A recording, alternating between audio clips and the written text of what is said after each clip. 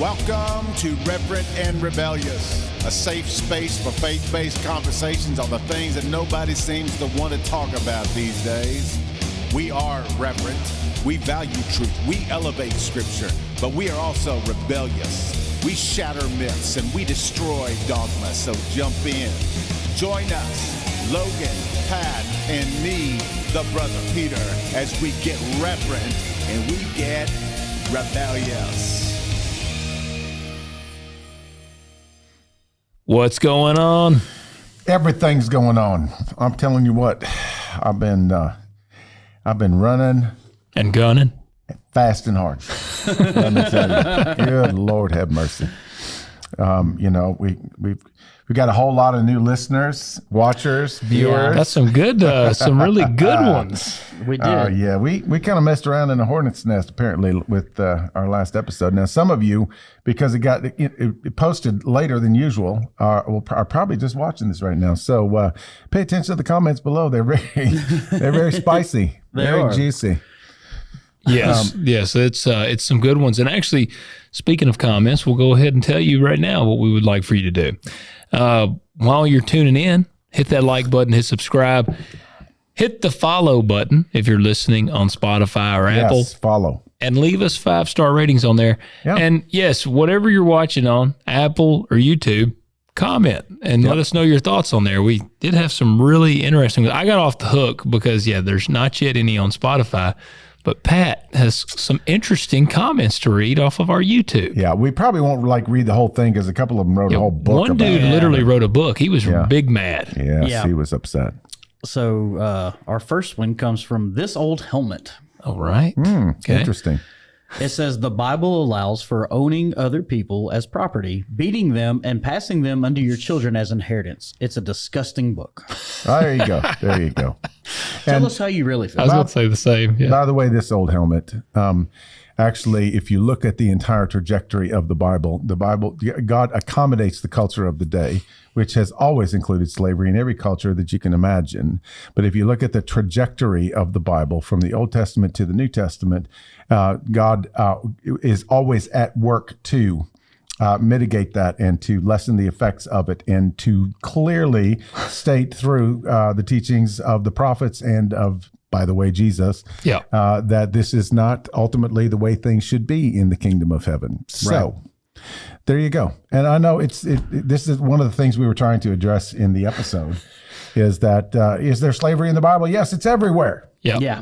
Thanks for stating the obvious. Yep. But how does God deal with it and how does he accommodate to it? And that's kind of, there you go. So this one is from Cygnus Eutis. Cygnus? Cygnus. Okay. Cygnu. All right. S. Cygnus. Anyways, he says, how did Bible-believing Christians use Scripture to defend slavery? By quoting what it actually says. Oh. What did they get so wrong using the Bible as a basis for morality? When you are done listening to these three liars, here's the truth, folks. The Bible condones and promotes involuntary chattel slavery. Chattel slavery is defined as the enslaving and owning of human beings and their offsprings as property, able to be bought and sold and forced to work. Another definition is the condition in which one person is owned as property by another and is under the owner's control, especially in involuntary servitude. That's it. And he quotes Leviticus 25, which is funny, is he didn't read the part where it's talking about how to treat your slaves well. I know. But, I digress. If you want, I'm not going to read all of it because he wrote like the entire book of Leviticus in the comment. So. But then he also says, under Mosaic law, foreign slaves were chattel slaves. There were no regulations on treatment of chattel slaves. Well, read the rest of that chapter. Yeah, you need to look at that. They could be beaten, killed, raped, and kept for life because we know that's what Scripture says. You can rape them. Every specific reference for foreign slaves in the Bible exists to deny them rights and protections afforded to Hebrew slaves, which is true. Race is not a necessary requirement for chattel slavery, but in fact, biblical slavery was based upon the ethnic heritage of the slave. That's not a true statement, but No, but it's okay. Keep going. The treatment of foreign slaves was every bit as bad or worse than slavery in the antebellum South. If you have to lie to defend your beliefs, it is time to get new beliefs. Well, dadgummit. We just got to quit all that doggone lying. All that darn lying. We just can't quit. Yeah, we really kind of need to read the whole Bible. And here's the deal too. Yes, the foreign slaves were denied the Passover and a few other kinds of things. They were also denied Jubilee. But the difference between identifying slavery and condoning and promoting slavery is they're two totally separate things. Yeah. God says, I know that there's slavery. This is what's going to happen. And so if you belong to me, then you're going to handle this differently than the other surrounding nations and cultures. Yep. That's exactly it. And, bless both of you. I hope you do read more of the Bible because you'll find that it is not a disgusting book. And I'm sure you probably read some other disgusting books, but that's okay too. But you'll find grace and mercy really just through the whole thing. So yeah, there you go. And also, when you're talking about chattel slavery, you're talking about literally the purchase of the foreign slaves were usually yes, there was some buying and selling of them involved, but their origin is usually a nation that was conquered, and so it was expected that you would absorb them into your culture, and typically that was through slavery. But you're not going to another country and purchasing, bringing them back to sell. There was no slave markets in those days. So you need to make that distinction as well. So that's good. That's good. This is my favorite one. This is from Nick. I'm sorry if I mispronounced your name. Bracing. Okay. And he says, chattel slavery is not where you capture someone and enslave them. How someone became a slave has absolutely nothing to do with whether it was chattel slavery or not. In fact, biblical slavery was chattel slavery, lifelong and generational. That's what slavery in the Bible was. It's really clear on the topic, to be honest. Yes. Completely condoned. No. To be honest, no. They simply were not supposed to be native Israelite and had to be non-Israelites. Those would be called pagans. But he says right here, I'm not sure if you're aware of all this. You spoke more about American slavery here than you did about biblical slavery. I thought the video was supposed to be about the Bible and slavery. My friend, we talked about American slavery because people use the Bible to justify it. The same way you guys did. And so I was telling Logan before we got on the show, I'm not sure if you're telling me you're pro-slavery or anti-Bible or both. I think both. But tell us where we lied. Yeah, we'll entertain it. We'll listen to it. And we put it in the description of the episode, and we said it. I talked about it at length in the opening minutes of the episode that we were going to talk about American slavery. Yeah. That's what we were talking about. If you want to hang out in the Old Testament, you can get stuff like that. But once you get into the New Testament, which, by the way, we talked about the whole second half of the episode, what are we looking at in Paul's writings? What are we looking at in so these people obviously they don't eat shellfish or and they don't wear coats of multi fabrics. Well, like I said, I couldn't tell whether it was like, no, slavery's good, or if it was, no, the Bible's bad because they say slavery. It feels to me like they want to discredit the Bible because it appears to condone slavery, which is exactly what we were talking about. So, I understand because your presupposition is that you don't believe the Bible, you don't want to believe the Bible, and all that stuff. I get that part of it, but to not believe the Bible and then say it condones and promotes slavery is that you just haven't done enough Bible study yet. Well, Sorry. Also to define chattel slavery by 21st century contents to a biblical definition of it as well. But then say, with this, what it meant then, but this now it means this, and this is the definition and blah, blah. You can't pick or choose, my friend. You got to be on one side or the other. Yeah. We got to be consistent. Yeah. It makes me think of when I was a senior in high school, we had to take Defending Your Faith. Yeah. And I'm ashamed to say, the only thing I remember is one line. And it was when we were studying ad hominems. And the line was, You are a liberal pagan atheist who has no basis for morality. I used that one time when I was like 19. I didn't fully understand even really, but I was like, I was in a debate with somebody and I just dropped that bomb on someone and he was like, what the crap, man? Like he was like a pagan atheist, no basis for morality. So that's what I remembered from Defending Your Faith, the ad hominems. Well, seriously though, we're not scared of any of the comments. Anything that's, we like please write in and we'll sometimes we'll send it to all your slave owning friends so they can listen to it as well. Honestly, and we will, honestly, if you come at us, we'll come back at you. Yeah. Oh yeah, we will. And if you troll, we're gonna troll. Yeah. We just match. I'm gonna match the energy given. That's it. Is snarkisms. Yeah. So because if someone legitimately comments like, guys, I really thought that the Bible was for this, and like gave a heartfelt question or discussion, man, we're all for it completely. But if you're like, what a disgusting book, these liars. Well, it's funny that what a disgusting book. Why are you on a biblical channel anyway? And then these three liars. Well, obviously you made it upon our channel. And they watched. I mean, I want to know, did they watch like the full hour and a half? I mean, if that's a lot of time to hate watch something. And by the way, all of you commenters, I went to your channels too. So I know the videos that you have and what you Pat watch. did perform some recon. Yeah, like I did check you out, and so he drove by your house. Yeah, you're not impressing me shooting a 240 Bravo. You're not impressing me putting other people's theological thoughts up as well. Yeah. See, there you go. There you go. But we appreciate you and we love you in Jesus' name. And I'll be happy to have a biblical discussion with you sometime. There you go. We can get to the bottom of some of this stuff. That's right. Well, you got to do it. You got to share a joke with us. I do, and Old helmet. I have a good one. Yeah. Of course, this joke is not going to be true because I'm a liar. You are a liar. Yes. Yes. But you're in company of liars. That's it. I have good company. Okay. So little Billy and Lucy are only 12 years old, but they know that they are in love. One day they decide they want to get married. So Billy goes to Lucy's father to ask him for her hand. He walks up to him bravely and says, Mr. Smith, Lucy and I are in love. I want to ask you for a hand in marriage. Thinking this was just the cutest thing, Mr. Smith replies, well, Billy, you're only 12.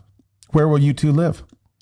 Without even taking a moment to think about it, he says, in Lucy's room. It's bigger than mine. We can both fit there nicely. Still thinking this is just adorable, Mr. Smith says with a huge grin, okay then, how will you live? You're not old enough to get a job. You'll need to support Lucy somehow. He replies, our pocket money. Lucy gets $5 a week and I get $8. That's about $52 a month, so that should do us just fine. Mr. Smith is now impressed that Billy has put so much thought into this. Well, Billy, seems like you have everything worked out. I just have one more question. What will you do if the two of you should have little children of your own? And Billy just shrugs his shoulders and says, well, we've been lucky so far.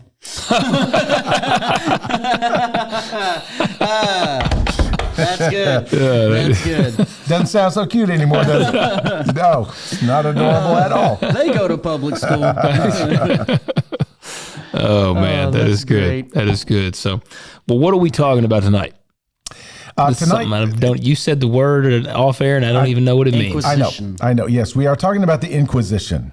Now, this is something that I had heard about. I probably had it in a history class somewhere, but nobody ever really elaborated on it. So I just didn't know much about it. Yeah. And by the way, viewers, the Inquisition's not in the Bible. We're going to be connecting dots. No, it is not in the Bible. However, we will see some interesting parallels and contrasts between biblical material and the Inquisition. And so you can't go to Leviticus with this one. So is the Bible pro-Inquisition or not? It's a disgusting book, of course. It really does depend on how you either cherry pick or interpret certain passages. Okay. Yeah. Because we'll see that the church fully believed that they were being scriptural, biblical, that this was God's will. Yeah. Okay. So I'm going to read you this opening paragraph, and it'll kind of get us set up for this whole thing. Okay, so it says here, Jesus said, the truth will set you free. He also said, my kingdom is not of this world. If it were, my servants would fight. He also said, love your enemies, pray for those who persecute you. And then the church that he founded built a system for arresting people in the night, holding them in secret prisons, torturing them until they confess to beliefs that they may never have held, and burning them alive in public ceremonies they called acts of faith. Mm-hmm. This was called the Inquisition. Okay. And they did it in the name of the man who said the truth would set you free. So the question here, the setup question is, how do you get from the Sermon on the Mount to a torture chamber? From love your enemies to confess or burn. So that's kind of the idea. Okay. And so we're going to get into the historical context in a minute, but I want us to notice the difference between the Crusades and the Inquisition. Mm-hmm. Yeah. The Crusades were the church directing violence outward. Mm-hmm. We want to extinguish the movement of Muslims and Jews taking over all of our stuff. Mm-hmm. Yeah. And so there was a clear enemy. Let's go get the enemy. Let's get a sword and a cross on our shield, and let's go do this thing. Yeah. So the Bible and slavery was the church using scripture to basically prop up an economic system that they weren't willing to let go of. Yeah. Yep. The Inquisition was the church directing violence inward against its own members, against doubt and fear, theological difference, anyone who threatened. Now, this is important here because this is going to be a theme: institutional control. Mm-hmm. Okay, so like if a guy was confessing in like a confessional and he's like, I've been thinking about wanting to be in the leadership position, the priest would just take a sword and ram it through him. Yeah, exactly. Well, I mean, that's what Inquisition means. It's an interrogation. Okay. Yeah, it's an innocent word. Yeah. I mean, it just means to inquire. It's an inquiry. Yeah. Yep. Okay. We Yeah. want to know go. what you believe. Yep. Inquisition.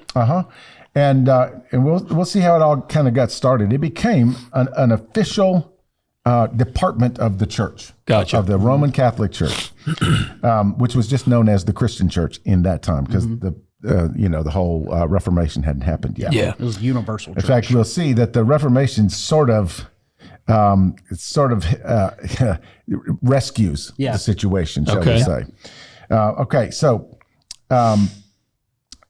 here we go with the historical context. So how did we get to an Inquisition? So you're talking about beginning in the 13th century. So what was the state of the world in 13th, 14th century? Well, they just released the new EVs. Everyone was driving Hondas. Yeah, that's right. Yes. Well, this is pre-Gutenberg Bible, right? It was right around the time. Because Gutenberg 1400s? Yeah. Was this Black Plague era? Yeah, it Okay. actually was. This was the heart of the medieval times, or the Dark Ages, if you want to go there. They wore the weird masks, long like That's nose exactly masks. right. So you have, of course, we've been through this. In 313, Constantine makes Christianity legal. 380, Theodosius declares it the official state religion of the Roman Empire. Yeah. Okay, so by the 5th century, paganism is being suppressed, heresy is being criminalized. And we went through that with all of our heresy series. Yeah. Every one of those heresies had its origins during this time, because the church was becoming extremely powerful. And so they had already dealt with, like the creeds had been in place now for a while, due to fighting all these other heresies. But now it becomes... The church and the state get so intertwined that a heresy is not just a crime against the church or a difference in theological viewpoints. It could be a crime against the state. Oh, wow. Okay. Yeah. So the church goes from being the victim of state violence, persecuted minority, to being the in power. The dealer of the violence. That's exactly right. So here's where we are. The climate here is the church decided that correct belief was so important and the eternal stakes were so high. Now, keep in mind, too, the medieval times where there's a lot of mysticism and, a lot of spooky stuff. You remember way back when we did our ghosts and goblins and all these were the ideas they had in their head, that there were fairies and elves and, all this stuff. And so the Christians of that time. Ideas. Yeah. I thought this was proven. Oh, yeah. Facts. Yes, of course. Why would I lie about that? That's right. Yeah, come on. Don't be a liar, Peter. No. In Leviticus 24, it talks about elves and fairies. Anyway, so the idea of, the pictures that they were imagining of heaven and hell and what the church would say is purgatory, and there was indulgences going on, and you could pray for your dead relatives and get them out of purgatory early. All this stuff was sort of swimming around. Yeah. And the church not only needed, purity of doctrine and theology, it also needed nobody to come up with an idea that would persuade the masses to go a different direction than what came directly from the Pope. Yeah. And so there was no wiggle room. So if some dude was like, do you believe in ghosts, they would kill him? Very possibly, honestly, by the time, and again, I'd be a dead man. That's what you're saying. There could be, because they would find out that you've been listening to them podcasts. Yeah. Well, and they would come and they would burn your house down. what's really the most concerning part is it would be like, do you really believe in witchcraft? And you're like, no, tell us the truth. Exactly. Like, no, And I then don't. You're a liar. They would go through your house and they would find a broom. Yeah. And they would go, no, here it is. Here's the evidence. It sounds like, now was this around the witch trials, Salem witch trials? This witch trials came out of the Inquisition. Oh, okay. Because, that's basically like, throw her in the pond. Yeah. If she sinks, she's a woman. If she floats, she's a witch. So it's like, all right, so she drowns to death, and they're like, she wasn't a witch. Thank the Lord. She wasn't a witch. All of my military buddies can comment on this, the ones that watch. When you torture someone, they will confess to anything. Yes, eventually. Yes. They will confess to anything. So we need to kind of look at how heresy was viewed as opposed to in the times of the creeds. Yeah. In the times of the creeds, they just land on you and they would dismantle your whole thing. And they would have a council and they would get a creed, and basically you had to go off into the desert to practice your own thing. Yeah. Just leave us alone because we are Christianity. So not now. Heresy was not merely a difference of theological viewpoint. It was understood in this time as a spiritual disease that spread from person to person and could damn entire communities. Wow. They just literally believed that you were sending people to hell unless you believe exactly what was coming from the Pope and the Church. Dang. Okay. Yeah. Wow. Also, But one non-believer could infect the whole. Yes, absolutely. They spread this theological disease. Dang. They're the liars. Yeah. Yeah. Well, and Jeez. we're going to see in a couple of these early heresies, they actually were kind of spreading. It was kind of a weird thing. But they also viewed it as a direct attack on the body of Christ, as dangerous to the church as a cancer to the body. So they viewed him as coming at them in opposition, not just deviating in another direction. Well, so like, what if they were like just quietly not on board? Would that? Well, they would have to keep themselves very hidden because literally they're out there, looking for these cancers, these diseases, things like that. So it didn't have to just be like an outspoken person against it. Like even if you just weren't on board. That's right. Wow. That's right. And we're going to get into a little more of their thinking in a minute, but they viewed it as a crime, not just against the institution, but against God himself. And this is where the common people sort of got on board with this, because it was also, it was not just a threat to the church, but it was also a threat to the stability of society, because the church and state were so joined together. Yeah. That they, anything that would disrupt the relationship between the church and the state. So the common people are going like, oh yeah, they're coming for our families. They're coming for our way of life. They're coming for our values, the whole thing. And so everybody was in a constant state of alarm and fear. So here's some of the logic. If a person teaches false doctrine and thousands of souls follow that teaching into eternal damnation, isn't stopping that teacher an act of mercy? Whatever it takes, right? Yeah. If the stakes are eternal fire, isn't temporary physical suffering a small price to pay for saving those souls? If one infected member poisons the whole body, isn't surgical removal an act of love for the body? And this is kind of where they were at this point. They believed in heaven, they believed in hell, they believed in the church's authority, and genuinely believed that in this operation, they were doing mercy. Except that whole, murder thing. Well, But they believed by killing you, they were being merciful? yes. Would they not? But what did they think about, like, do they not see it as like, you obviously you're not a believer. I'm going to pull a John Piper on them. You want to they don't think they're sending them to hell? That's the way they viewed it. Yeah. So if we have to sacrifice one person to save these thousands, we need to take them out. I got you. Yeah. Yeah. And it all started with the Cathars. The Cathars. Now, this is the same song, second verse. We've seen these people before. These are Gnostics. There you go. There's my chat GPT's Love rendition. that. It says the Inquisition. Heresy is not an opinion. It is a crime. That's very accurate. Actually. Look at that. That's pretty wicked. It's awesome, is. man. Yeah. I love it. Yeah. Man. So the Cathars are Gnostics. They believe in the two gods, the evil God of the Old Testament, the good, kind God of the New Testament. Yeah. They're the thing that material matter is bad. Your spirit is good. Yeah. The goal in life is to disappear and blend into, be absorbed by the light. That's their thing. Yeah. So this all starts in 1209 when Pope Innocent III. That's a good Pope name. Yeah. Pope Innocent. Yeah. See, this is what's blowing my mind is how long this lasts. I know. This starts in 1209 and lasts all the way to the early 1800s. Whoa, man. Wow. I'm telling you, it's crazy. So he 600 years? 600 years. Well, Wow. look at the Crusades, how long they last too, brother. Yeah. Oh, for sure. But Pope Innocent II heard about the Cathars and launched the Albigensian Crusade against them. Albigensian. It was a military campaign, and they literally went after these Cathars. And they discovered where they were mostly, what towns they were in and where they had settled, and they wiped out everybody. I mean, literally just boom. That was in Spain, right?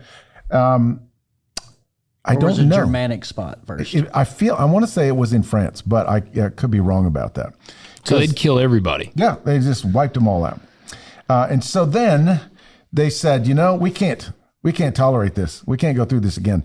We're going to have to form a department in the church that is its sole concern is to root out heresies and deal with them Okay. before they catch fire.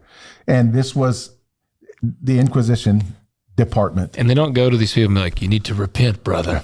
Instead, it's like, we're going to decapitate Well, them. it's interesting. It's interesting because I'm going to give away a little bit, but they had a system with Inquisition, and it did start with confronting the heresy, the heretics, and giving them the opportunity to repent. And repent meant not necessarily to, receive Jesus as your Lord and Savior. It was you need to realign and you need to make a declaration that you now realign with the teachings and the doctrines and the systems of the church. Yeah. It was all about. So you're swearing allegiance. Yes, that's exactly right. Okay. Denouncing your heretical belief, admitting it, and then coming back into the fold. Now, you would pay a price for that. There might be, a little time in prison. There might be a fine. Might be.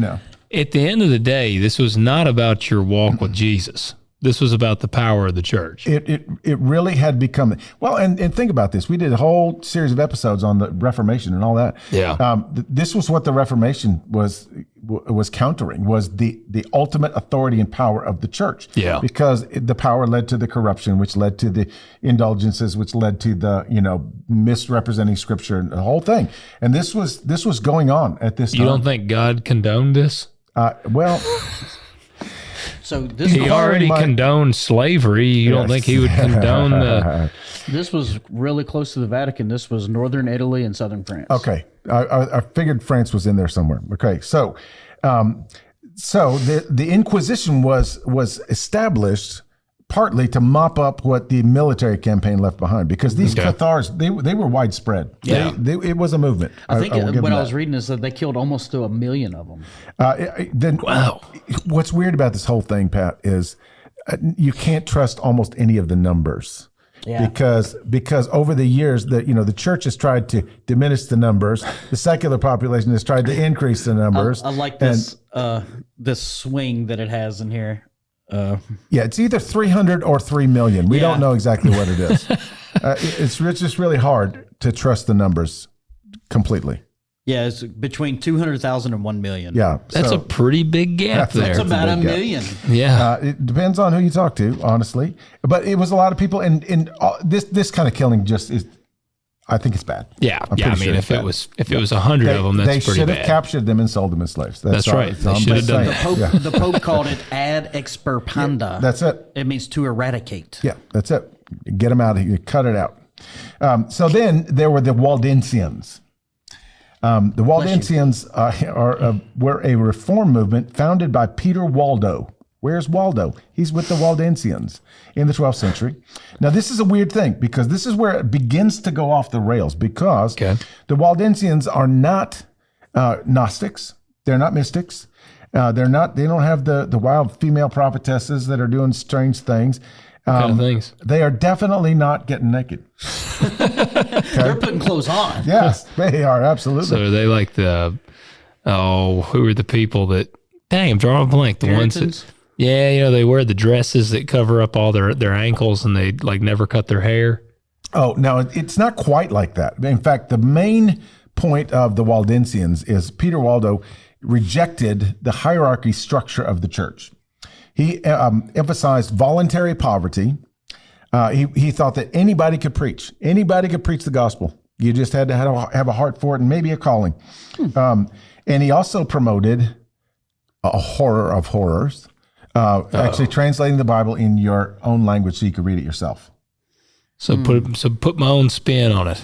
Well, and here's the deal: is the bishops and the priests and all those, they were deathly afraid of translating the Bible in anything but Latin. They did not want it in the original, in your own native language. But they didn't want people to be able to read the Bible, did they? No, they did not. Yeah. But Peter Waldo said, yes, everybody needs to read the Bible, and anybody can preach the gospel. You don't have to be ordained as a priest. Yeah. I don't hate that.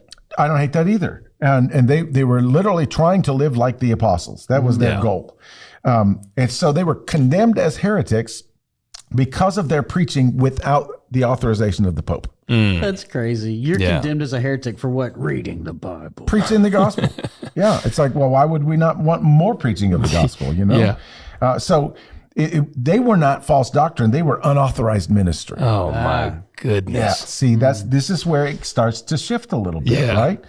Now we have the establishment of the Inquisition. It developed in several stages.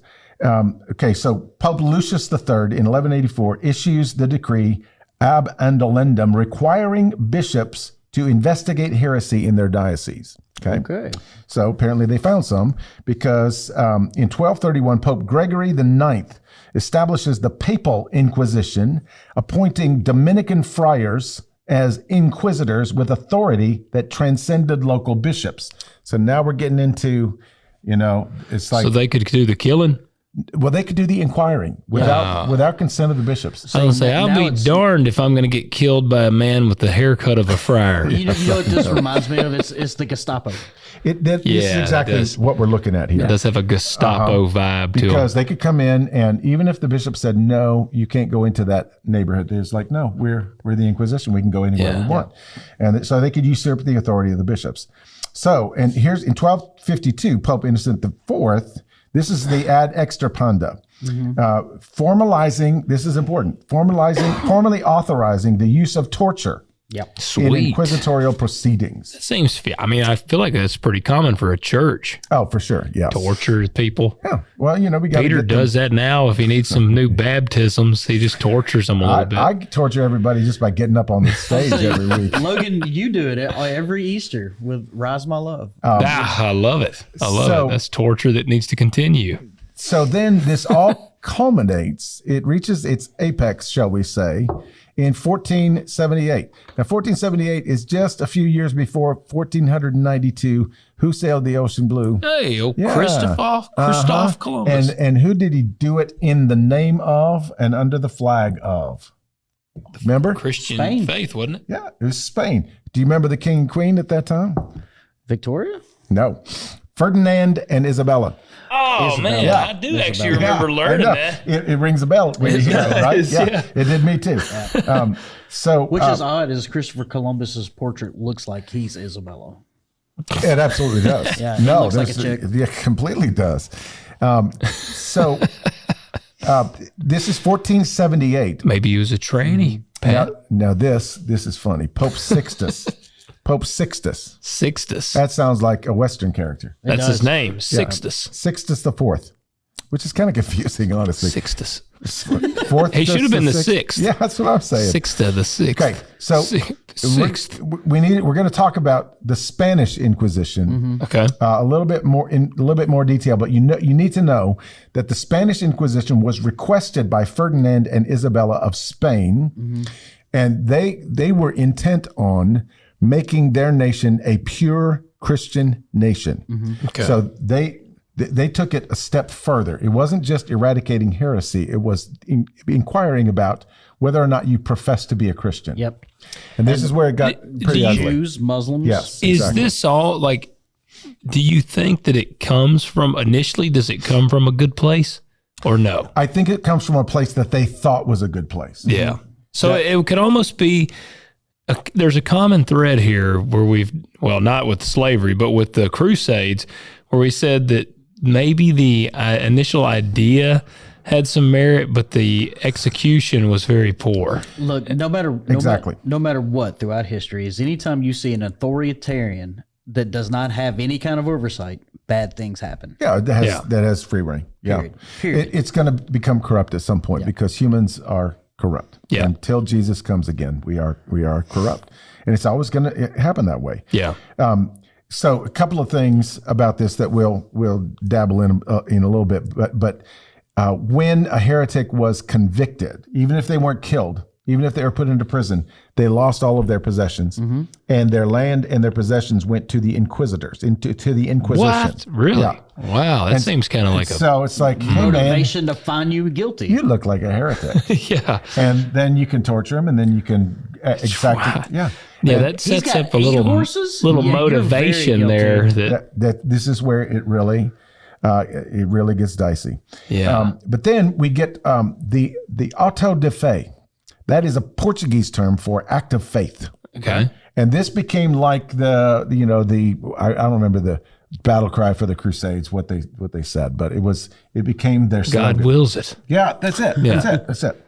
Yeah, this is their slogan. They all put on the T-shirts that said, They say, "Auto "Get de her fe." done." Yes. So at its peak, they were elaborate public ceremonies. They would have processions trotting out the heretics, masses of people, hurling insults at them and saying, "You're here to disrupt our families and, our neighborhoods and everything." Sermons preached in churches, and this was like a popular topic, was heresies and how they're damaging the church. Yep. Then they would read public readings of sentences against the convicted. And then those who recanted, those who gave in, were reconciled to the church with lesser penalty. But if you didn't recant and then did later, your window was closed. Yeah. Or if you recanted and relapsed, even harsher penalty. Yeah. And here's the wild thing about it is the church claims to never have killed anyone. Yeah. They would hand them over to the state who did the dirty work. So they were like the Charles Manson. Well, Yeah, my people did this. I didn't kill think anybody. about it. It's been the same since the Bible. What did you say? It's like, no, Caesar, you do it. You do it, Pilate. Okay, but and here's the deal, because obviously there were resistors, right? There were good, godly. Some of the later reformers were early resistors. Yeah. Yeah. Peter Waldo was an early resistor. He started his own movement and said, "No, we're going to do what we want to do." And here's their angle, the resistors' angle, and it's a good one. Jesus was tried and executed by an Inquisition. Really? Yep. Yeah, I mean, think about this. It says, so accusation by an informer, Judas, right? Nighttime arrest, They came at night to avoid public resistance. Secret proceedings. How many trials were there, Pat? 6. Yeah, 6. 3 Jews, 3 Pilate. And the Sanhedrin's trials were illegal because you're not supposed to try anybody at night. Yep. False witnesses. Remember that? Yep. Interrogation designed to produce self-incrimination. Yeah. Are you the Messiah, the Son of the Blessed One? A predetermined verdict. They were going to find a way to get the verdict they wanted before the trial began. And then execution for theological deviance. The formal charge was blasphemy. Yes. So the church built the Inquisition in the same way that Jesus suffered the Inquisition. Wow. Yeah, isn't that wild? That is. But here's the funny thing about Jesus' response to the inquisitors. He does not recant. He does not use violence or threaten violence. He doesn't call down divine power to destroy his accusers. He answers some of the questions directly and honestly, refuses to answer others, accepted the consequences without retaliation. And so he's not going to be coerced into a false confession. He's not going to coerce others into true confession. And here's the deal. Did Jesus ever preach coercion to the gospel? Nope. It was an invitation, always an invitation. As a matter of fact, he told Peter, put your blade up. That's exactly right. That's exactly right. I know you do wish he would have like vaporized one guy or something though, like the dude with the 9 tails when he popped him one time. I just wish Jesus had been like snapped his fingers and dude just poof, That would be boss. like a red mist in there. Oh man, yeah, just one of them. Just one of them. That's what I'm saying. Just one of them. Exactly. Yeah, or maybe Caiaphas. Yeah. Yeah, that would be. What a turd. That'd be awesome. Okay, so what do you know about Galileo? Galileo. I was going to say the Queen Bohemian Rhapsody. Is that right? He was an astronomer. Yeah. Yes, an astronomer. And here's the thing. This is where it starts to get outside of its territory. Okay. Because they're not now just only dealing with heresies in the church. They're dealing with what they perceive to be scientific heresies. Yep. Why does everything always kind of goes outside of the realm? The same thing the Crusades did. That's why they call it the Dark Ages, man, because science was voodoo. Yeah. I know, but here he makes an incredible discovery, right? Copernicus started it, but he actually confirmed it with his use of this brand new fangled invention called the telescope. Man, I want one. I really want one. I know. That his discovery was that the Earth revolves around the sun. Yep. The church had committed to a geocentric, that's the sun revolving around the Earth, model, partly on theological grounds, interpreting certain Psalms and Joshua 10. Remember when the sun stood still? Yeah. That confirms the sun is the one that moves, right? There you go. Okay. As describing the sun moving around the earth. In 1633, Galileo was tried by the Inquisition, forced to recant his scientific findings under threat of torture, and spent the rest of his life under house arrest. That's wild. And here's what he muttered under his breath after he was forced to recant. And yet it moves. That's good. So he said, you're right. The sun revolves around the earth. The earth doesn't move, and yet it moves.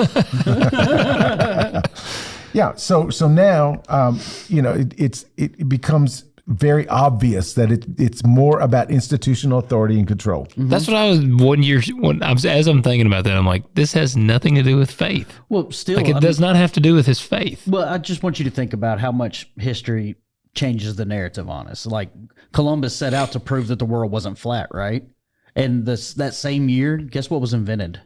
The globe. Yeah. Yeah. Wow. It's like, we've already figured that one out. And guess what the globe does? It spins. The sun doesn't spin. Did Columbus go for scientific reasons? Not at all. Did he even go for religious reasons? No. Fortune and fame, baby. He went to go get them slaves. He wanted the money. So anyway, so just like we did with the Crusades, I want to look at the theological errors. Okay. So we can already see. There's a lot of them. Yeah. But we can already see some of the obvious stuff, right? I mean, it's like they've clearly gone beyond just preaching the gospel, interpreting scripture, correct doctrine, things like that. Right. Okay. It's kind of wild. It's like, if a buddy of mine that I know is saved, if I were to like find out he was doing crack, and to approach him, Like I approach him like, hey man, you quit doing crack, and he won't. So then I just chop his head off. Well, I don't smoke crack anymore. No, I mean, injecting it is so much more effective. Right? Yeah. Get your dollar for bang for your buck, man. But no, I mean, it is crazy to think. Like, but think about this though: if he was selling crack to kids, yeah, you probably need to do something, wouldn't you? Save the kids. This is kind of where they're, So then it'd be okay to decapitate him. Probably. Yeah. Probably. If he's selling to kids, possibly could make the argument. Probably torch the whole neighborhood. Yeah. You got to kill the kids as well. Yeah, exactly. He might have a stash in his house. You got to burn that down. That's right. Yeah, and then somebody across the street has a boarded up window. Well, clearly that's a crack house. But hey, definitely. If we're going to be doing that, let's get their money. No, but here's the deal. Let's take their money too. Here's the deal, Pat. Here's the finishing of the analogy. That person has a boarded up window. There must be a crack house in there. And so we're going to go in and we're going to say, hey, I know you're operating a crack house. And it's like, no, Johnny threw the ball through the window. We hadn't got to replace it. No. He was high on crack. Yeah, I'm going to torture you until you admit. Yeah, I'm going to start chopping off fingers until you tell me that you're actually doing crack in here. This is where it all kind of got to. Yep. And then they would go down the road and go, you're not a Christian. And it's like, yeah, I am. No, I can tell you're not. You need to make a declaration and a profession of faith right here and now, or we're going to parade you around through the streets as an act of faith. Sounds about like the Columbine. Oh, man. Yeah. Yeah. Shooting, walking around. Are you a Christian? Putting a gun in their face. That's like literally what it sounds almost like. It kind of was, Except they went the other way with that. Okay, so theological error number 1, and this is an important one. Coerced belief is genuine belief. That is not true. Yeah, that doesn't sound true at all. I mean, I could say if someone was like threatening, like Pat, you were saying earlier, like if you torture somebody, they'll confess to anything. Yeah. How is that? It's not true belief. They just wanted them to say the words. Yep. Okay, so we're all married, right? When you ask your wife, "Hey, how's everything going?" and if she goes, "Oh, it's fine," or if she goes, "It's fine." Yeah, that's the two exact same phrases, but they mean nothing. But here's the deal, guys. How many altar calls have you been at where they won't let you leave until somebody comes to the altar and professes faith in Christ? Yep. Because as long as they say the words, right? So somebody's like, "All right, I'll take a bullet for the congregation." I've seen it happen, man. I have seen it happen. And look, we're always the ones stuck playing music during it too. So it takes like 30 minutes for someone to come down. My hand's starting to cramp. Next Sunday, Peter's going to be like, "We are not leaving here today until someone comes down." We got a full altar. But this is the funny thing is we know that they knew this on some level because they were so concerned about the relapsers. Yeah.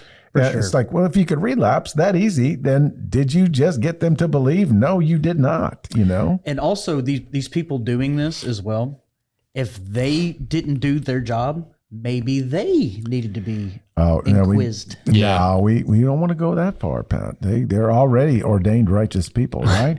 but here's the thing is, okay, and we'll get to this even more in the Spanish part of the Inquisition, but they would coerce confessions or professions of faith from, say, a Muslim or a Jew. Yep. Yeah. And then they would circle back around a couple of months later and demand to enter their house to see if they got some Muslim paraphernalia there. And if they did, then you get twice the punishment. And I'm going to torture you until you really believe. Yeah.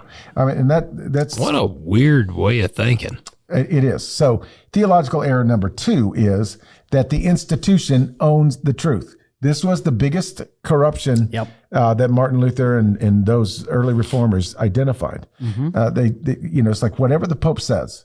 So if the Pope's been smoking crack, you're going to get some interesting truth, because whatever his little hobby horse is, maybe he's got somebody in his family that, died without making a profession of faith. Well, let's invent purgatory. Yeah. And so now it's truth because the church said it. That's right. And you always follow what the church says, right? And you can't read the Bible because it's in Latin. Freaking Latin. Yeah. I'm telling you, man, authoritarians without any oversight is dangerous. I don't care what it is. This requires the church to be infallible, overriding Scripture, Your individual conscience is married to whatever the church has said, and most importantly, doubting and questioning are not allowed and considered dangerous. You're going to sit there and tell me the church can be fallible? Oh, Lord. Oh, come on. No, I'm just going to tell you that there's no possible way it can be infallible. And you can have no doubts. No doubts, no questions. You can't say, you know what, that reading of Scripture doesn't sound right to me. And then those same people get mad at their kids for believing in Harry Potter. Oh, man. Yeah. Error number 3. The kingdom of God must be defended by force. Look, I'm going to say this. Go ahead. And I've said it many a times. Go ahead. The kingdom of heaven has not needed our help in any way, shape, or form for a long time, like as in ever. And so we need to defend Christianity. We need to defend the Bible. Yeah, what is it? The word of God is a lion. That's how I think. But I like the idea. I've said many times, I'd love to punch somebody in the face for Jesus. I've heard people say it my whole life. Like we have to defend the Bible. No, it's over 2,000 years old, man. It's been doing just fine on its own. Yeah. Well, and I was making the joke earlier about Jesus vaporizing the guy whipping him. But he literally could. Like, that's the thing. Could. Like, we talked about a couple episodes back about the Israel thing, and I was like, when people say, well, we have to defend Israel because it says so in the Bible, it's like, you don't think that God is capable of taking care of Israel without the help of the United States?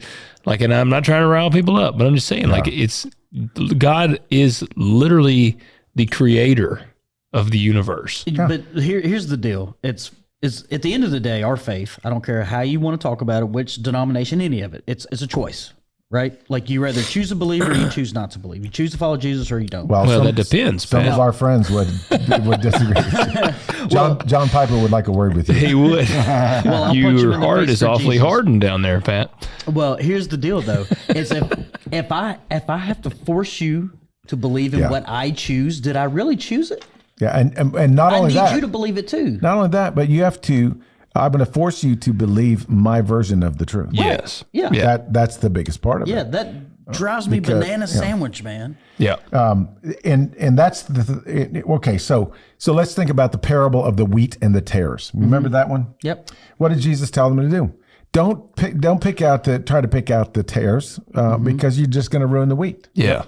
And that's exactly what they're doing here. Yep. They're driving more people away from the church and away from Christ than they are. It's an extreme version of church hurt, I would say. Oh, yeah. I mean, extreme. When they decapitate you and put you on the rack. Yeah, you don't even get the chance to maybe turn back to church because you're dead. Exactly.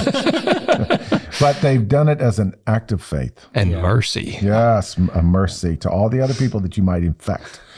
And here's another very important theological error, that institutional survival is sacred duty. We're not just defending the Bible and defending faith, but the church has to survive in its current state because it's your sacred duty to uphold the church.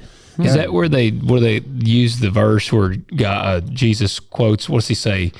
Like, oh man, how is it? Follow your leaders kind of thing. I'm trying to think of the verse. I know y'all know the one I'm talking about, but dang it, what is that verse? It's like, you know what I'm talking about? Not pay. One that pops into my head is, man can't serve two masters. Not that one. It's it's basically telling you to pay taxes to the king kind of thing. Give to Caesar what is Caesar's. Yeah, kind of thing is. But I think what you might be thinking of is what Paul writes in Romans 13 about, your authorities were put there in place. Okay. Yes. Yeah. All right. And that you should obey the authorities. Is that what they used for this? A lot of that will come into play for sure. Yeah. Absolutely.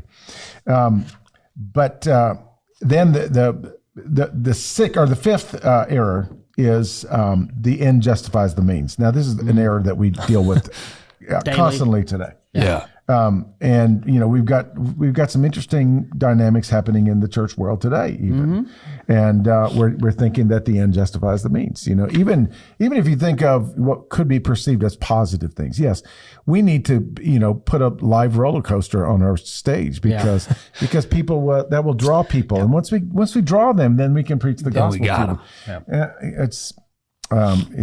It can be very unfortunate sometimes. Yeah. So. They come for the bread. Yeah, Romans 3 says, why not say, as some slanderously claim that we say, let us do evil, that good may come. Their condemnation is just. That's what Paul says. Yeah. So as we, if we look at the theological errors that got them there, the church was already becoming very, very corrupt. Mm-hmm. It was always in bed with the state, so on and so forth.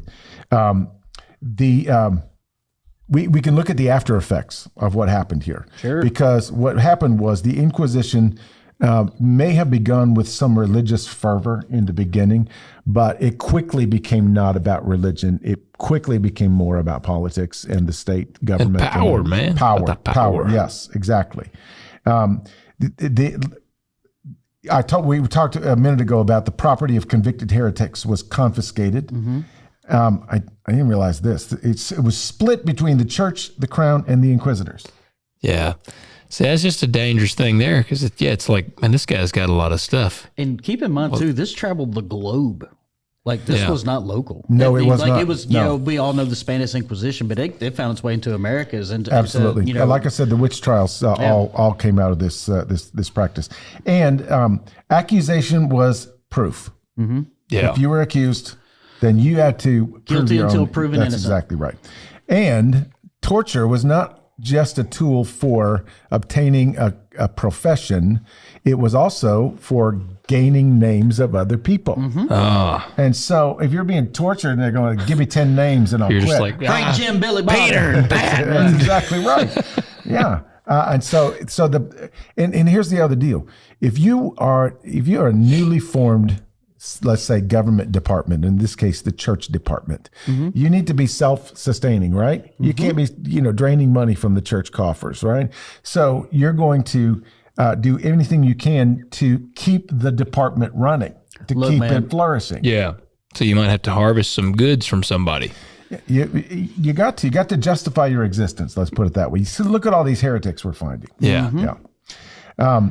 And here's the other deal. Anonymous accusation was permitted. Mm-hmm.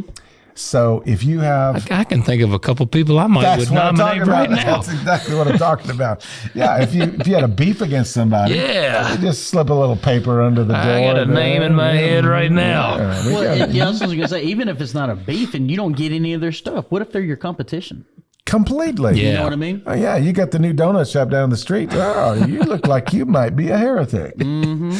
And they got to get their numbers, so it's like, oh yeah, we got another one, Bob. Come on, let's go get them. Glaze, what's wrong? Yeah, and all these donuts. I think they're putting crack in those donuts. We know what that filling is. These are Muslim donuts. You can tell. Look at the shape of that one. Yeah, and then we get the donuts too. Yeah, Oh yeah, I'm kind of jiving with that idea. Yeah, absolutely. Okay, so now let's talk about the Spanish Inquisition in particular, just for a minute. Okay, because this is the ultimate expression of state church power. Yeah, brutality. Inquisition power. Because they weren't even pretending that this was about the church. This was about the church and the state, boom, together. Yep. Law. I already mentioned Ferdinand and Isabella. They are I did not know they did this, but apparently they expelled all Jews from Spain in 1492, the year that Columbus sailed the ocean blue. Mm-hmm. Wow. Yeah. So here were their primary targets: the conversos, Jews who had converted to Christianity, often under duress, and were suspected of secretly maintaining Jewish practices. So they, tell them to disrobe and see if they were circumcised. If you've been secretly circumcised, No, we'll check. We'll find out. That's December right. 25th, you better have a tree.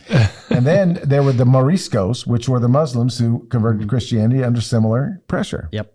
Then they would go after Protestants, Lutherans, anyone suspected of reformist sympathies. Now that would have been an easy one to find because you could make that up on the spot. Right. Oh yeah. Right. So have you read the Bible? Yes, I have. Get him. Yep. Exactly. In your own language. Get him. See. The Spanish Inquisition was simultaneously a religious institution claiming to purify the church and a political instrument of the Spanish monarchy for consolidating national identity around Catholic Christianity. Mm-hmm. Yeah. That, you just summed it up right there. It also was an ethnic cleansing mechanism targeting people of Jewish and Muslim descent regardless of their genuine faith. So Look, still to this day, the Catholic Church is huge in Latin America, directly from this. Oh, my You do God. hear a ton of Hispanics that are Catholic. Well, because it was mandated. in But Spain, but and- also, who were the initial colonizers? You know, Spain was Yeah. huge. Yep. I mean, in South America. But think about it, from Florida, Louisiana, and south. That was Spain, man. Yeah. Everything was Spain. That's exactly right. Conquistadors, man. Yep. And they were grabbing land right and left in the name of the church. Yes. So, Tomas de Torquemada. You ever heard that name before? Tomas. De Torquemada. He was the first Grand Inquisitor of Spain and history's most infamous inquisitor. Okay. When you go and look up the Inquisition, Spanish Inquisition, this guy's name's at the top of the list. Gotcha.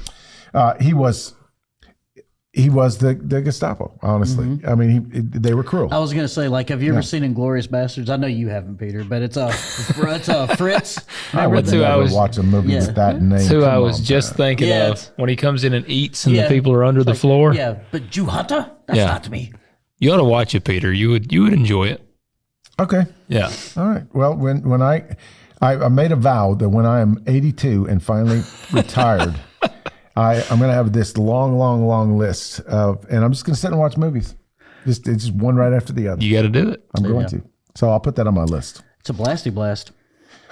Okay. So interesting thing about Tomas de Torquemada, he was himself of Jewish descent. But he was about that? rounding up the Jews. Yes, he's rounding up his own ancestors. Oh, wow. I know. And honestly, it says in my article here that this is a psychological and historical complexity that has never been fully explained. Like why he would do that? Exactly. Because he's a cannibal. I mean, that's basically cannibalism, in my opinion. Like, Kind of is. you know, he's not. Well, I mean, I don't know. He might have been eating them, but I'm just don't saying, you know. But like, That is odd, man. It is. And like, it still blows my mind when you think about African slave ships, that other Africans were capturing their own brothers and selling them. But that's promoted in the Bible, so don't talk negative about that. Yeah. It's just odd. come on, That's Pat, don't why- be a liar. I'm That's sorry. why the Bible's a disgusting book, Pat. Come on. But here's where it really got ratcheted up, because you remember that one of the Pope Innocent IV authorized torture in 1252. Okay, so now we're 200 years later. This is like Gregory time frame. Tomas de Torquemada was the most prolific use of torture, and this is where you get a lot of the interesting torture mechanisms. Oh yeah, because- the rack and all that. I watched a video, and I watched it because it said the Inquisition was awesome, actually.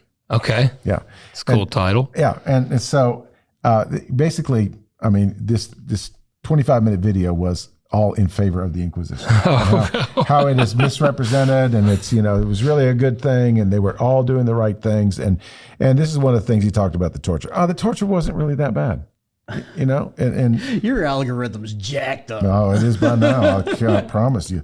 Okay, so but they came So he up. wasn't sarcastic. No, he was Oh, wow. Okay. he was dead serious, Jeez. and he was a pretty young guy too.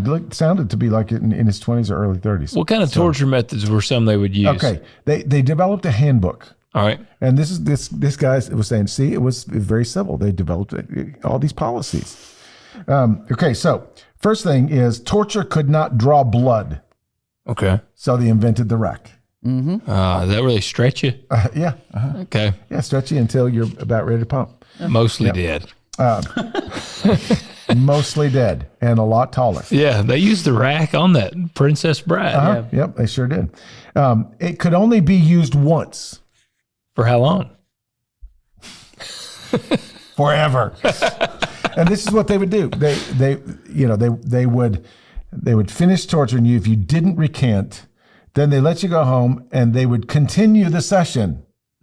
But how did you get to go? What? So, but it was still the same. But they stopped. Yeah, and they would continue it later on. It was the same session. They called it the continuation. So would they let you leave? Or go back to your cell. Oh, Let's put it gotcha. that way. Gotcha. And then they would just continue it the next day and call it the same session. Oh, it's the same. Yeah, We're it's just the same one. continuing. Yep, we're continuing. We've had intermissions. That's exactly right. And then it required 2 witnesses of a confession to convict. Sounds familiar. Yeah. And also there were supposed to be 2 medical people there To make sure you didn't die? to make sure that none of these things were violated, Okay. so that you weren't accidentally Whose side were they on? Whoever signed their paycheck. and how medical could Yeah. you be Yeah. in the 1400s? I mean, Kevorkian was a doctor. Yeah. Yeah. Yeah. Yeah. So they just, this whole torture thing, became very widespread. Now, again, you can say, oh, well, but they only really killed about 3,000 to 5,000 people if you're on that side of history. Or you can say, oh, they only killed about 3 million people. Yeah. But how many of how much of property did they seize? How many reputations did they besmirch? In one area of the Spanish Inquisition, if you were even suspected, you had to wear a yellow cross outside of your clothing 24 hours a day. And anybody in your town who saw the yellow cross was forbidden to buy from you, to hire you for anything. So you were just essentially ostracized in public. And if you took the cross off, then of course that was heresy. Wow. Yeah. So That's like the adulterer A or whatever. that's exactly what it was. That's Yeah. exactly what it was. Could you imagine being the torture person? What a jacked up individual. But I'm assuming that some of them are the way they are portrayed in the movies, which is they loved it. They enjoyed it. Yeah, they're very sadistic. Well, they were professionals. They were professional torturers. That's a good point. That was You're their exactly job. Again, when we look at the human cost of these inquisitions, we see that I don't know how many thousands or hundreds of thousands were killed. But it became so widespread that it literally it went down toward the Middle East. The Orthodox Church got involved. They had their own Inquisition department. We talked about first they were going after heretics, then they were going after anybody that had a different religious practice, and then they got into the whole fairies and witches and sorcerers and things like that. And that's where that leaked across the pond into the Americas, because they're trying to purge their community of all this evil stuff. And the whole idea of witches and that it started as a healing practice. Yeah. And the church said, no, that's not a healing practice at all. That's it's really bad. So it mentions this too, specifically about the Spanish Inquisition. Perhaps the most theologically perverse aspect of the Spanish Inquisition was its treatment of the conversos. These were the ones who converted under pressure. Yeah. Primarily Jewish. It says here in this article, it says the church had always taught that baptism creates a new identity in Christ, that the convert was a new creation, fully incorporated into the body. The Spanish Inquisition effectively reversed this. Conversos were suspected of being and labeled as what they called crypto Jews. They were into cryptocurrency. Yes. They were crypto Jews, Christians in name only who secretly maintained Jewish practices. I didn't know about this one. The concept of limpieza de sangre, purity of blood, was developed. Blood. Yeah, to track Jewish ancestry for generations. So a pure blood Jew. Yep. A person could be 4 generations removed from any Jewish ancestor and still face discrimination and scrutiny. Sounds very Aryan. And what happened here is that even though they technically converted, they were always suspected of secretly practicing Judaism. Yeah. That hermeneutic of suspicion was always there. You were always marked that way. And so what this developed was, now this is probably, I think, now I remember, watching a lot of Monty Python movies and movies about, I love Man in the Iron Mask and, those medieval kind of, things, knights and dragons and all the kind of stuff. And everybody in the common people always seemed to be afraid They're just afraid of everything. Yeah. They're afraid of each other. They're afraid of the weather. They're afraid of the dragons and the fairies, and they're just afraid. And this is probably the single most damaging effect, widespread effect of the Inquisition in general. Sure. Because it created an actual culture of fear. Yeah. In regions under inquisitional authority, inquisitorial authority. Okay, all right, I can use that word. Neighbors informed on neighbors, sometimes for genuine concern, often for personal gain. Yeah. And this is, boy, you talk about another thing I always noticed about the movie set in that time. Everybody was stupid. Yeah. Yeah, they were. Yeah. What do you mean was? Yeah, well, we're not much smarter now, but they were decidedly unlearned. Yeah, they were lack of illiterate. common sense, all these kind of stuff. Look, it hasn't changed. You remember when 9/11 happened? Yeah. You remember the terrorist threat level, the orange, yellow, red alerts? Really? Like, it's not a weather report. But here's the deal. Not only theological inquiry could become dangerous, but intellectual inquiry. Hence Galileo. Yeah. Exactly. Let me go. But I mean, think about this. If you were an explorer or a scientific, researcher, even if you were a writer, I mean, you would have to be like extra careful with how you worded everything or what you let out. You don't want to come off too smart. Yep. Or if you made a new discovery, it's like, is the church going to approve of this or not? Or so it just stifled all advancement intellectually. If you were in a university at that time and you had some sort of breakthrough thing, cockamamie idea, it better align with the church, or they were going to come and get you, or somebody was going to turn you in. Well, if you were even in the college at that point, it's like, all right, today we're going to study the Bible. Were we allowed to read it? No, you can't read it. And I haven't been able to read it either. I'm going to have to recite. But I got this letter from the Pope. Yes, that's exactly right. And we talk about, oh man, isn't cancel culture terrible today? This was the ultimate. Yeah. If you get canceled, you get strung up on a rack. So you gain a couple inches on your height. It's like when people say we're the most divided we've ever been in America. It's like, have you ever heard of the Civil War? Oh man. Yeah. And talk about the Inquisition, man.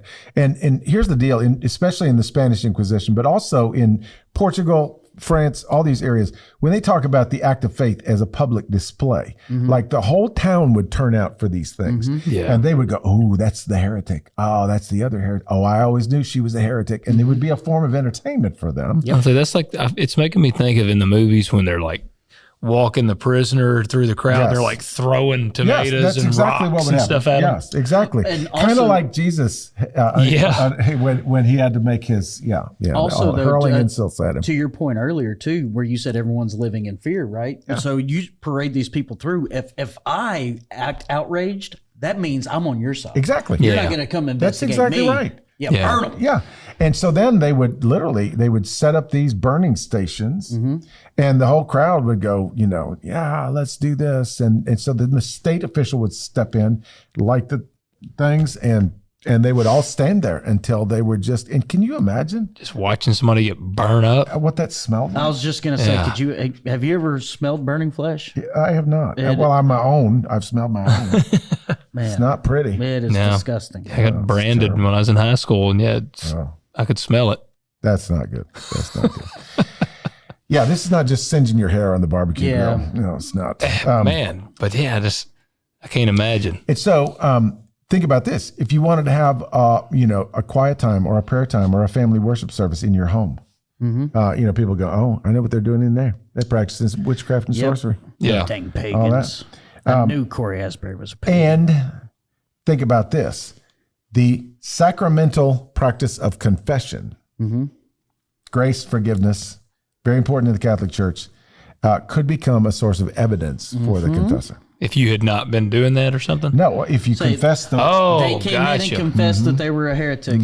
So there was not much secrecy to your confession. Which is such a load of crap. If I don't believe in Jesus, why am I going to go to the place where they're interrogating me and tell them I don't believe in Jesus? But here's the deal. If you are the priest listening to that confession and you don't say anything, and then they find out tomorrow that he doesn't believe in Jesus, and they know he went to confession. Oh, now you're a dead man. Yeah. Yeah. I mean, you talk about everybody walking around in terror. Eggshells, man. And they can't read books, and they can't read the Bible. If it happened today, I'll tell you, there's some people that needs to be, because there's some people, if they don't use their blinker and stuff when I'm behind them, I'd be making some phone calls. You look like a heretic.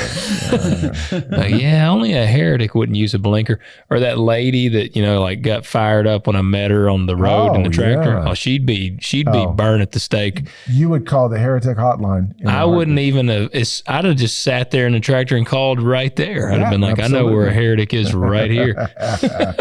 She is definitely a sorcerer. Yes. So here's the other thing. Not just the psychological damage, but also, can you really get to the possibility of an honest faith? You just have to conform. Just all out of fear. Yeah, and you conform to what the church says. Yeah. Whether it's honest or not. Yeah. I mean, that's just it. If you said the wrong thing, it could get you killed. It created a world where the truth could get you burned. And Jesus said the truth will set you free. Yeah. So then we talked a little bit about the damage to intellectual life. Oh, yeah. It wasn't just Galileo. Here's a couple of, this is the Index Librorum Prohibitorum, the Index of Forbidden Books, banned works by Copernicus, Kepler, Descartes, and many others. Scholars we talked about, they would self-censor rather than face inquisitorial scrutiny. Yeah. Separation of faith and reason, one of the most damaging legacies of the Enlightenment, was partly a reaction to the church's hostility to free inquiry. So the Enlightenment arose out of this idea that faith wasn't necessary because faith is corrupt. Yeah. We just need to rely on reason, and there you go. It says, I didn't know this either. Many of the Enlightenment's most prominent thinkers were not atheists. They were people who had concluded that the institutional church was incompatible with honest thinking. Wow. How about that? And that sounds accurate. It's not too far off from today. It says, here's the irony. The church that burned Galileo also gave the world universities, hospitals, and the preservation of classical learning. The Inquisition did not define the whole of the medieval church, but it poisoned the well of the church's relationship with intellectual life for centuries. Yeah. I agree with that 100%. That is true. Yep. And we've seen this resurface time and time again.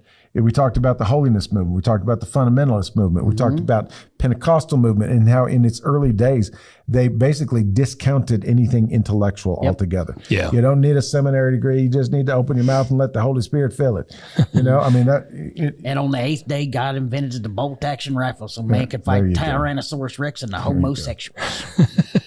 So, in the end, okay, so we know that, okay, so what happened with the Inquisition is over time, there wasn't a beginning point. Well, it was kind of a beginning point, but there was no end point. Yeah. There wasn't anybody that said, we got to shut this thing down. Yeah. Instead, it began to adapt to the different cultural phenomena of whatever time they were in. In other words, there became a time when it was just old and tired. Yeah. Like nobody was taking it seriously anymore. Yeah. And so they begin to make it less external, and they begin to make it more internal. And the consequences, it's like, we can't have fun anymore. We can't torture people like we used to in the good old days. We can't burn people in public anymore and all this stuff because it just went They're out like, of this fashion. place is going to hell in a handbasket. That's exactly right. Well, you want to know what's funny is when you really start seeing the taper off from the Inquisition is when you start seeing the rise of firearms. Wow. I hadn't thought about that. Yeah, they're like, you ain't about to burn me at the stake. Yeah. So You might burn me, but I'm getting one of you. Yeah. Because that's all you had back then was that one. right. See, there you go, Pat. You just made a very pro 2A statement there. There you go. So pitchforks weren't cutting it anymore. That's right. Okay. All right. I need something to go a little bit faster. But then, of course, here comes the Reformation. Yeah. And so basically, the Protestant Reformation spread so quickly and so widely because people were getting the Bible in their own language, right? Yeah. And that they just couldn't control it. Yeah. And so the Inquisitor would show up at your door and you're going, I don't even need to worry about you because you can't torture me anymore, can't kill me anymore. What are you going to do? Excommunicate me? Yeah. Like, I've excommunicated myself. Yeah, so, I've already gone, my friend.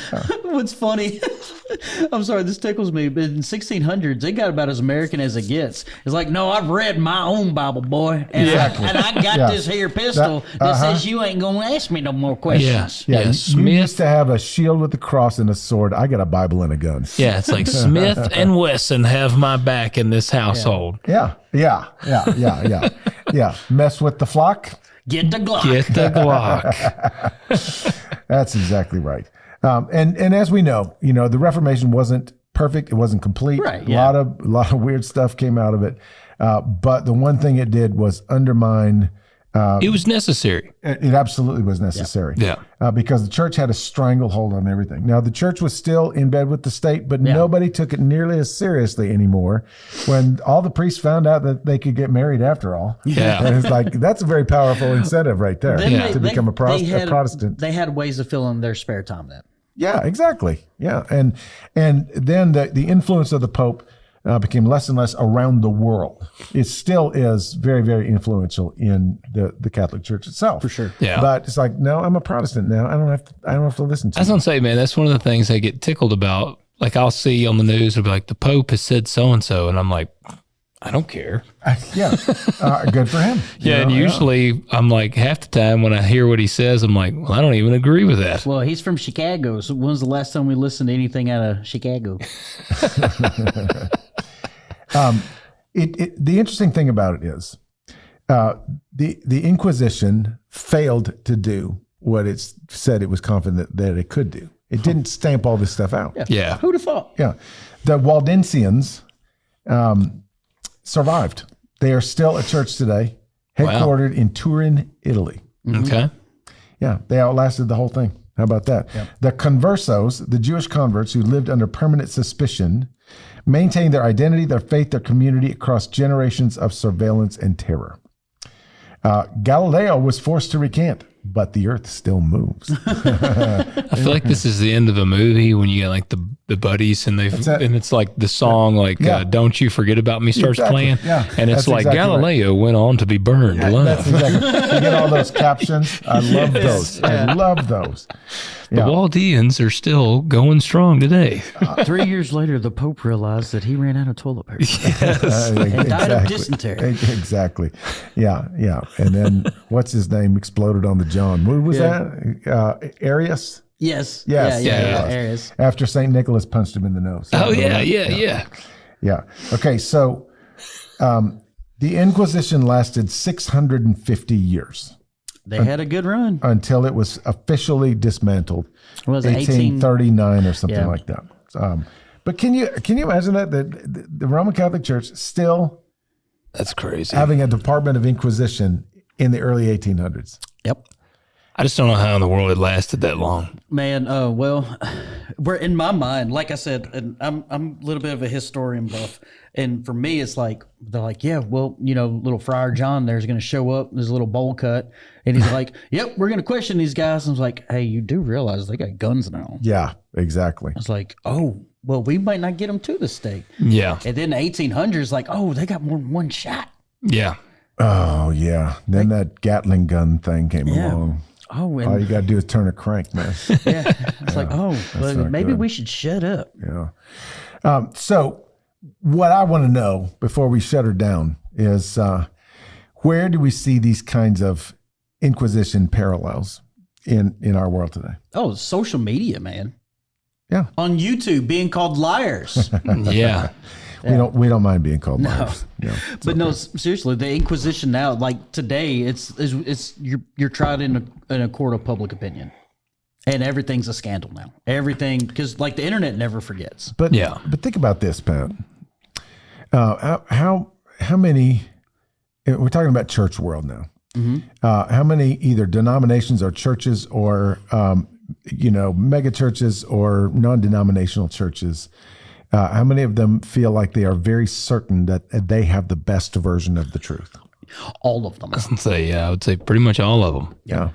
How many separatists do we have that start these little churches in the middle of nowhere because they're the only ones that have the real truth. Yeah. I mean, isn't that no offense, but isn't that the Church of Christ thing? Most of them.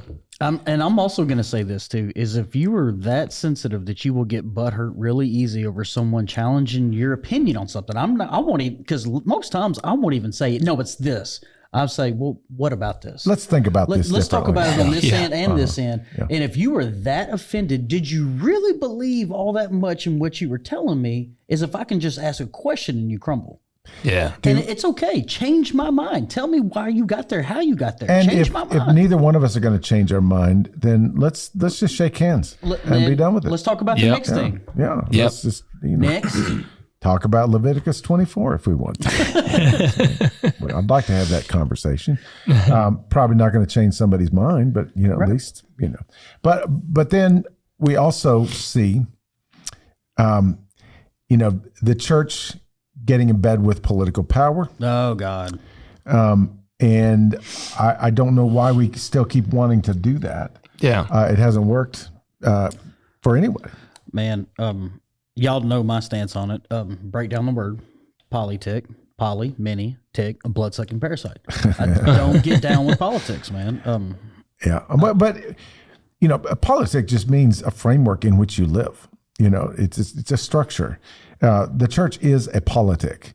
My neighborhood is a politic. It's just a. My household ain't no politic. I'll tell yes, you right. it is. No, it's not. My wife is a dictator. What she says goes. But even a dictatorship is a politic. Well, she wins. So she gets the. Mine too. She wins. I'm not going to argue with you on that one because I'll probably have an inquisitor at my door. I was going to say, I've understood. Clearly, you are lying. So, but no, it's just in fact, we'll probably do as part of our series here. I think I'd love to do one on the moral majority and how they just intentionally just wanted to infiltrate and manipulate the political system, thinking that would fix everything. Yeah.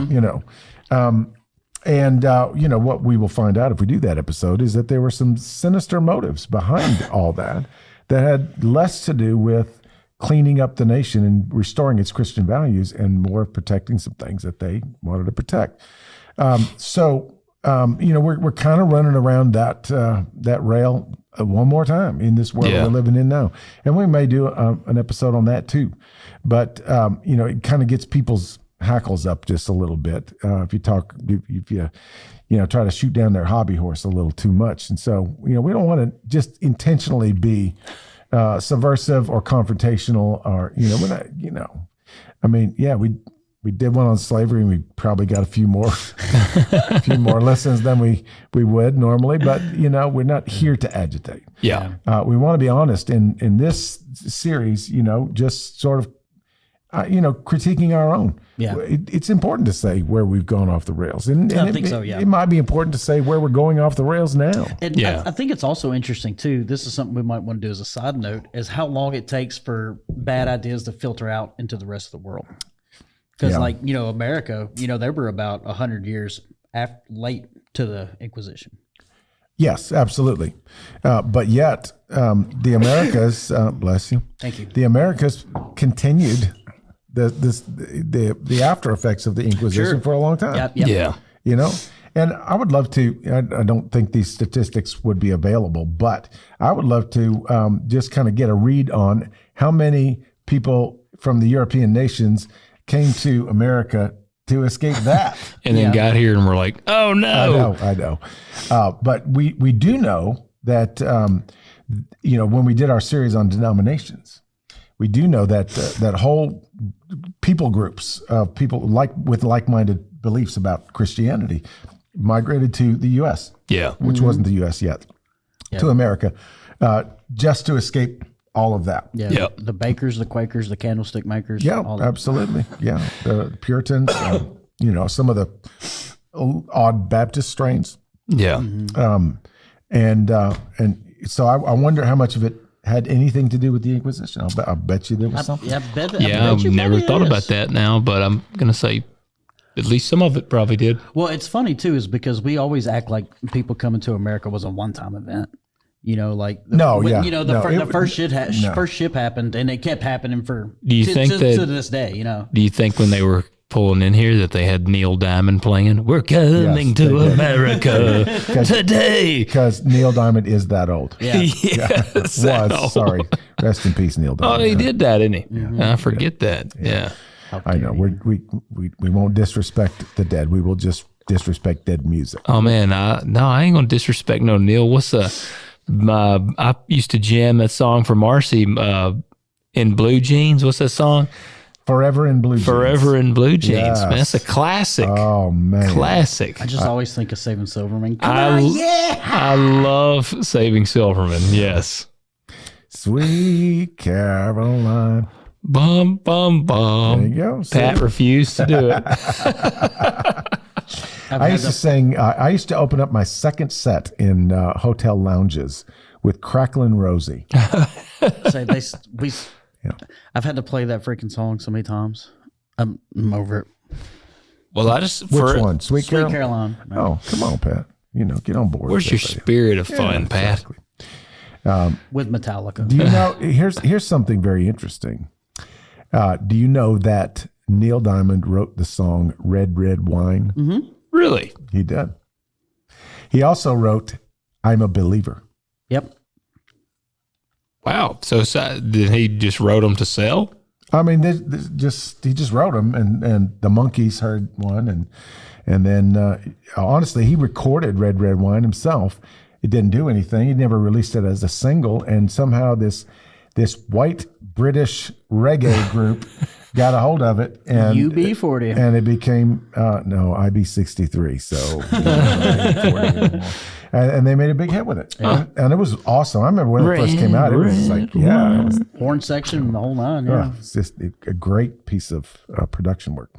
But anyway, that's the Inquisition. What do you think, Pat? Come on, what's your last word on the Pat's Inquisition? on board with it. He said he would have been leading it up, torturing folks and having a good time. No, I have an authority problem as it is. Yeah. And I really, like I said, I kind of alluded to it earlier, is authoritarianism without any oversight is just going to be bad. I don't care who you are, it eventually gets corrupt. And so, it's just got to have some oversight. And when the Pope can say, nuh-uh, then, it's just not going to work. 600 some odd years of, church hurt. Yeah. 650 years. And also, too, how many dum-dums didn't learn to read and all that. Yep. Yeah. Yep. I'm with you. Logan? I'm the same, man. I could have a Jetson mobile by now. Yeah. It's no telling what we delayed. I'm the same way. This is just all around bad. Well, it reminds me, because this is still fresh on my mind, of the sermon that I preached on Sunday. Did you hear the sermon I preached? I haven't got to hear it. I was trying to pull a stupid fertilizer spreader out of the mud. Oh, Abigail, man.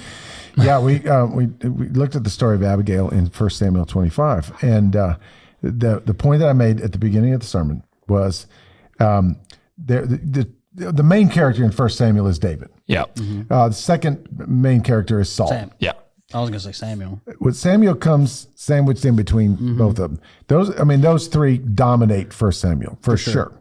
So you got Saul, the first king gone bad. Yeah. You got David, who is the anointed king to come. Yeah. Mm-hmm. Samuel, the prophet, stands right in the middle of both of them. Mm-hmm. And he is the voice of God, the voice of reason to both of them. And sometimes they listen and sometimes they don't.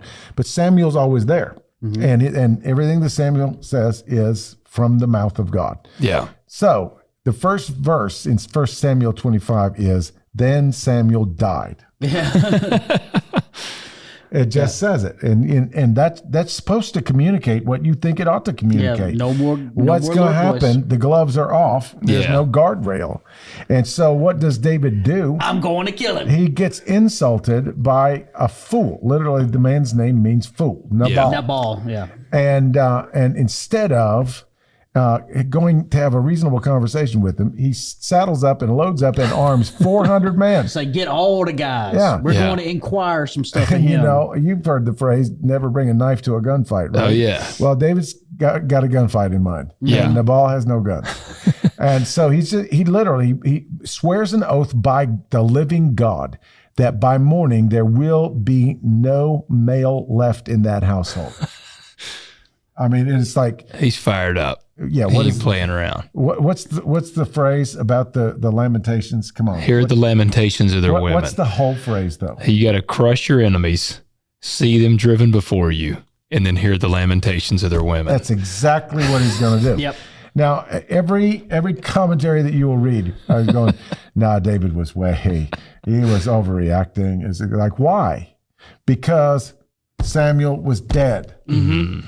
You know, I made the point that in the previous chapter, he catches Saul in a compromising position, right? Yeah. And he decides not to kill him. Yeah. Yeah. Restrains So himself. he just snips off part of his robe or whatever. Exactly. Yeah. Wipe yourself with this. He's Saul. taking a duty. Yeah, exactly.